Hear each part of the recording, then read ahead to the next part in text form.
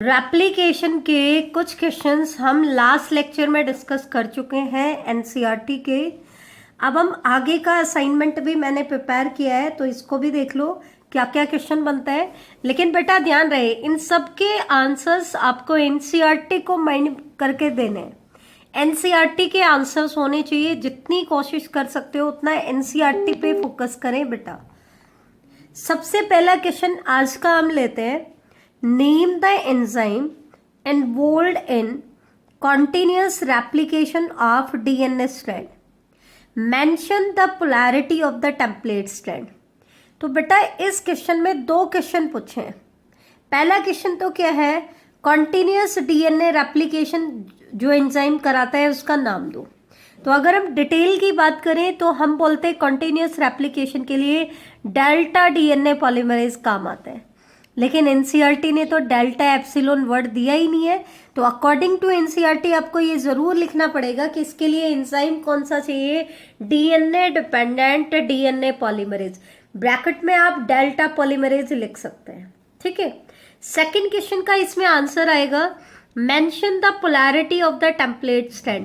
तो बेटा टेम्पलेट का काम जब भी कोई डीएनए स्ट्रैंड करेगा तो टेम्पलेट की पोलैरिटी हमेशा क्या होगी, 3 प्राइम टू 5 प्राइम। क्यों? क्योंकि नया स्ट्रैंड हमेशा किस डायरेक्शन में बनता है, 5 प्राइम टू 3 प्राइम। तो जब भी कोई स्ट्रैंड, चाहे डीएनए में उसकी पोलैरिटी 3 प्राइम टू 5 प्राइम थी या 5 प्राइम टू 3 प्राइम, जब वो टेम्पलेट का काम करेगा तो उसकी पोलैरिटी हमेशा क्या होगी, 3 प्राइम टू 5 प्राइम। तो ये चीज आप ध्यान रखना।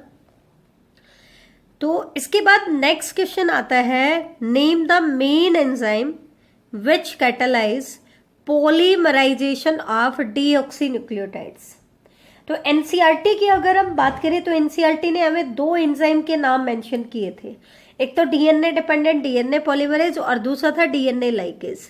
तो main replicating enzyme, main enzyme कौन सा था इनका, डीएनए डिपेंडेंट डीएनए पॉलीमरेज। तो इस क्वेश्चन का आंसर क्या आ जाएगा, DNA dependent DNA polymerase. Next question है, how can you say that DNA polymerase enzyme is highly efficient. हम कैसे कह सकते हैं कि DNA polymerase enzyme highly efficient है, कैसे कहोगे आप? कोई तो प्रूफ होना चाहिए ना आपके पास। तो हमारे पास प्रूफ क्या है कि हाईली एफिशिएंट क्यों है, क्योंकि इसको कैटालाइज करना होता है एक लार्ज नंबर ऑफ न्यूक्लियोटाइड को वेरी शॉर्ट टाइम में। जैसे कि हमने एग्जांपल दिया था ई कोलाई का, तो ई कोलाई के जीनोम की लेंथ होती है 4.6 इंटू 10⁶ बेस पेयर। अब इतने बड़े जीनोम को डीएनए पॉलीमरेज 18 मिनट में रेप्लिकेट कर देता है। तो दैट मीन्स इसकी रेप्लिकेशन की स्पीड क्या हो जाएगी, 2000 बेस पेयर पर सेकेंड। इसका मतलब ये क्या है, हाई स्पीड से काम कर रहा है, हाई एफिशिएंसी है इसकी। तो इसमें ये वाले सारे पॉइंट आपको लिखने हैं। नेक्स्ट क्वेश्चन आता है, DNA polymerase how to catalyse the reaction with high degree of accuracy. कि डीएनए पॉलीमरेज को रिएक्शन को हाई डिग्री ऑफ एक्यूरेसी के साथ करके दिखाना पड़ेगा। इसका कारण क्या है, तो इसका कारण क्या है, क्योंकि अगर कोई भी मिस्टेक हो जाती है रेप्लिकेशन के दौरान, कोई भी मिस्टेक हो जाती है तो it would result into mutation. क्यों? तो फिर इसकी वजह से क्या हो जाती है बेटा, म्यूटेशन। और अगर म्यूटेशन हो जाती है तो आपकी बायोलॉजिकल इंफॉर्मेशन क्या हो जाएगी, चेंज हो जाएगी। तो इससे हमें पता चलता है कि ये जो एंजाइम है ये हाई एफिशिएंसी के साथ ही नहीं, हाई एक्यूरेसी के साथ भी रेप्लिकेशन कराता है। तो आई थिंक ये क्वेश्चन आपको अच्छे से समझ आ गया होगा। अब हम आते हैं, deoxyribonucleoside triphosphate serve dual purpose. Dual purpose show करता है, इसको जस्टिफाई हमें करना है कि आप कैसे कहोगे कि ये ड्यूअल रोल दो पर्पस फॉलो करता है। तो कैसे बेटा, एक तो हमने पहले भी बताया था, क्योंकि इसके पास 3 फॉस्फेट है। इन 3 फॉस्फेट में से जो टर्मिनल 2 फॉस्फेट ग्रुप में, they are high energy phosphate group. तो जब उनको रिमूव किया जाता है तो हाई अमाउंट में एनर्जी रिलीज होती है और ये एनर्जी पॉलीमराइजेशन के काम आती है। दूसरा, जब हम दो फॉस्फेट को हटा देंगे तो पीछे आपका बचता है डीऑक्सीराइबोन्यूक्लियोटाइड। तो डीऑक्सीराइबोन्यूक्लियोटाइड नए स्ट्रैंड को बनाने के लिए सबस्ट्रेट का काम करेगा। किसका काम करेगा? सबस्ट्रेट का। ठीक है, तो ये भी चीज इंपॉर्टेंट क्वेश्चन है, बोर्ड एग्जाम्स में आया हुआ क्वेश्चन है ये। नेक्स्ट क्वेश्चन हमारा आता है,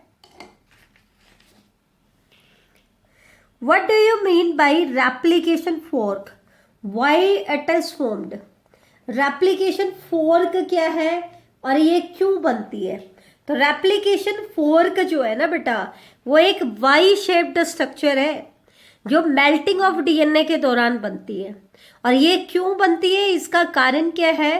क्योंकि हमारा डीएनए बहुत लंबा है, पूरा डीएनए एक साथ मेल्ट नहीं हो सकता है क्योंकि उसके लिए लार्ज अमाउंट में एनर्जी चाहिए।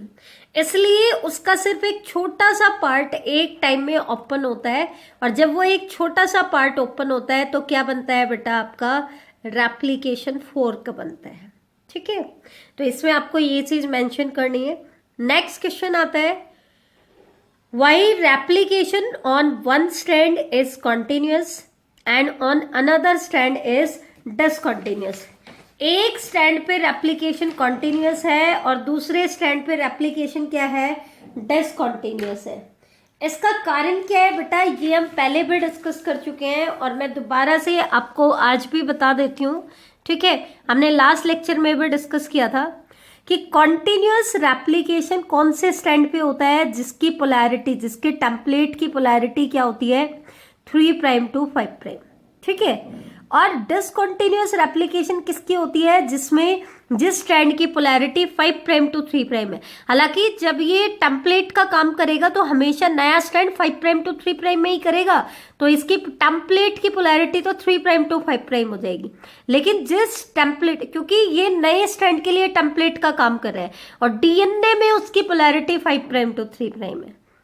अब इस टेम्पलेट पे कॉन्टिन्यूअस रेप्लिकेशन क्यों होता है? क्योंकि इस स्ट्रैंड पे हमेशा 3' OH ग्रुप अवेलेबल रहता है, और इसमें हमेशा 3' OH ग्रुप अवेलेबल नहीं होता है। एक टाइम में डीएनए का एक छोटा सा स्ट्रेच अवेलेबल होता है, और फिर जब फर्दर आगे डीएनए की ओपनिंग होती है तो आपको पता है प्राइमर तो सिर्फ 5' to 3' डायरेक्शन में ही इलोंगेट हो सकता है। तो ये फिर से क्या करेगा? एक नए प्राइमर इसको चाहिएगा। ठीक है, तो इसमें जो होता है वो डिसकंटिन्यूअस, मतलब फ्रेगमेंट बनते हैं, छोटे छोटे फ्रेगमेंट बनते हैं जिनको हम कहते हैं ओकाजाकी फ्रेगमेंट। तो ये जो डिफरेंस की फॉर्म में नोट्स में मैंने कराया था, ये आपको इसमें लिखना पड़ेगा। नेक्स्ट क्वेश्चन इसमें आता है,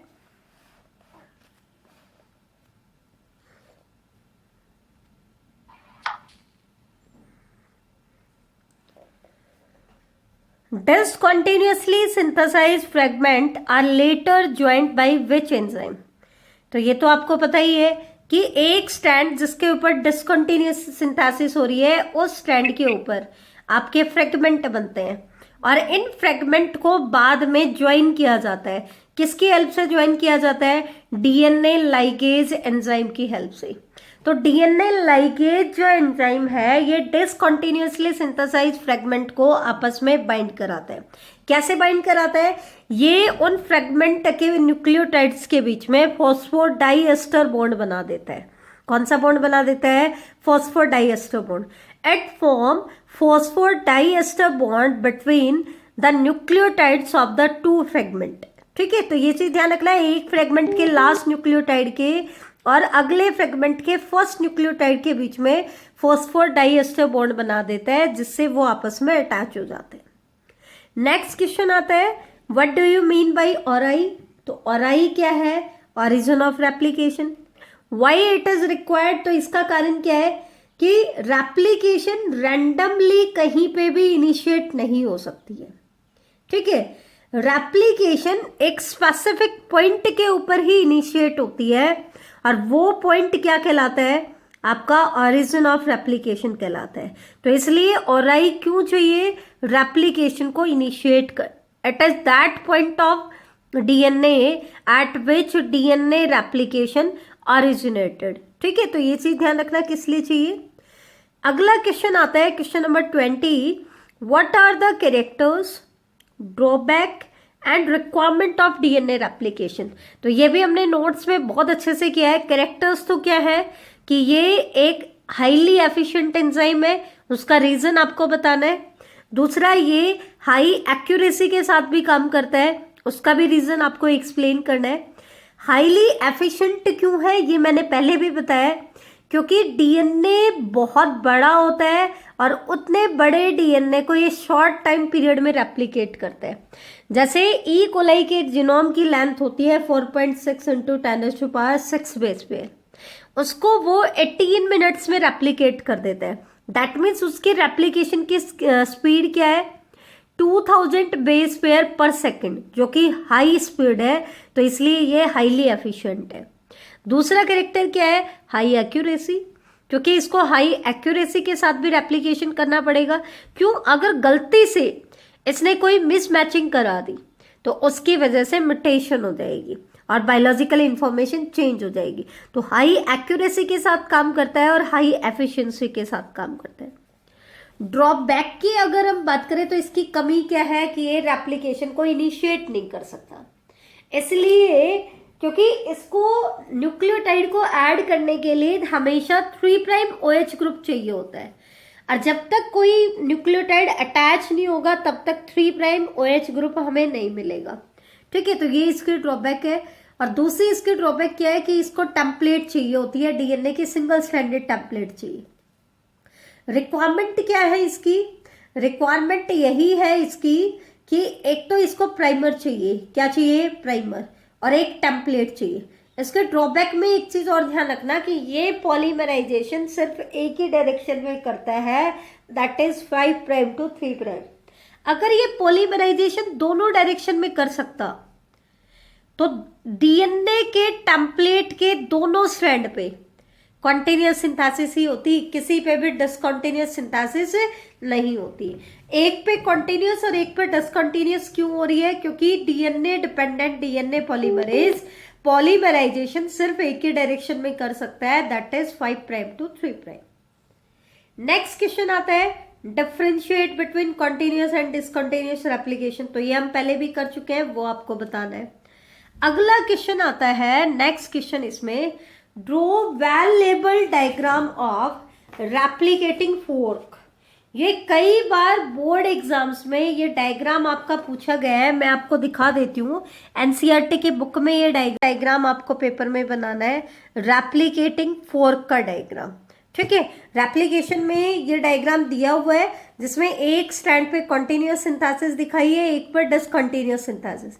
कॉन्टिन्यूअस सिंथेसिस किस पे दिखाई है, जिसके टेम्पलेट की पोलैरिटी 3' to 5' है, और डिसकॉन्टिन्यूअस जिसकी पोलैरिटी 5' to 3' है।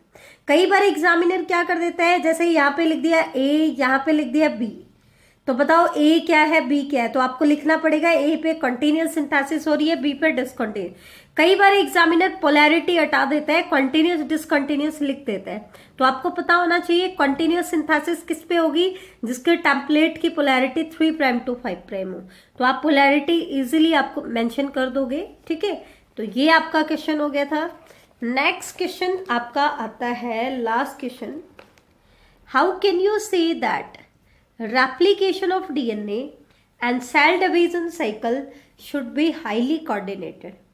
आप कैसे कह सकते हो कि डीएनए का रेप्लिकेशन और cell division cycle highly coordinated है, तो हम कैसे कह सकते हैं, क्योंकि अगर डीएनए रेप्लिकेशन हो जाए लेकिन सेल डिवीजन ना हो तो उस केस में पॉलीप्लॉइडी इंट्रोड्यूस हो जाती है। क्या इंट्रोड्यूस हो जाती है, पॉलीप्लॉइडी।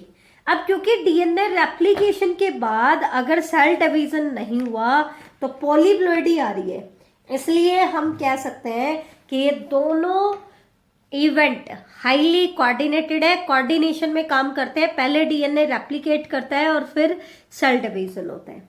और एक लास्ट क्वेश्चन रेप्लिकेशन का जो हम ऑलरेडी कर चुके हैं, तो मैं दोबारा से बता देती हूँ आपको, बुक में हम कर चुके हैं नोट्स में। Why vectors are used for recombinant DNA procedure? recombinant DNA procedures के लिए वेक्टर को क्यों यूज किया जाता है, तो उसका कारण मैंने बताया था। वेक्टर को क्यों यूज किया जाता है, क्योंकि वेक्टर उसको ऑराई प्रोवाइड करता है, क्योंकि हमने किसी दूसरे स्पीसीज का एक छोटा सा डीएनए सेगमेंट उठाया है, ठीक है, हमने सिर्फ उसका एक छोटा सा डीएनए सेगमेंट उठाया, हम उसका ओराई लेकर के नहीं आए थे, तो फिर ये अपनी मल्टीपल कॉपीज कैसे बनाएगा होस्ट में, क्योंकि रेप्लिकेशन तो सिर्फ कहां से इनिशिएट होता है, ओराई से। तो वेक्टर क्या करेगा, इसको अपना ओराई देगा मल्टीप्लाई करने के लिए, लेकिन ये वेक्टर भी क्या है, डीएनए ही है, ये मल्टीप्लाई कब कराएगा इसको, जब वेक्टर को कोई होस्ट मिलेगा। तो ये चीज आप ध्यान रखना। या सेम क्वेश्चन किस तरीके से पूछ सकता है, a piece of DNA if needed to be propagated during recombinant DNA procedure require a vector, why. अगर हमें किसी भी डीएनए के पीस को, मतलब छोटे से फ्रेगमेंट को प्रोपेगेट करना है, मतलब मल्टीप्लाई करना है, कब, आरडीएनए प्रोसीजर में, तो हमेशा हम किसको यूज करते हैं, एक वेक्टर को यूज करते हैं। प्रोपेगेट मतलब मल्टीपल कॉपी बना रही है, दैट मीन्स उसकी रेप्लिकेशन करानी है, तो वो तो सिर्फ कब पॉसिबल हो सकता है, जब ऑरिजिन ऑफ रेप्लिकेशन मिले। तो ये थे रेप्लिकेशन के सारे एनसीईआरटी के और प्रीवियस एग्जाम्स में आए हुए क्वेश्चन। कुछ क्वेश्चन बार बार रिपीट हुए हैं, तो वो मैंने बार बार आपके ऐड नहीं किए हैं नोट्स में, तो ये चीज आप ध्यान रखना, इनको अच्छे से आपको रिवाइज करना है, बोर्ड एग्जाम के लिए बड़े इंपॉर्टेंट है, ठीक है। तो अभी के लिए इस लेक्चर में सिर्फ इतना ही। नेक्स्ट लेक्चर में हम डिस्कस करेंगे ट्रांसक्रिप्शन ऑफ डीएनए।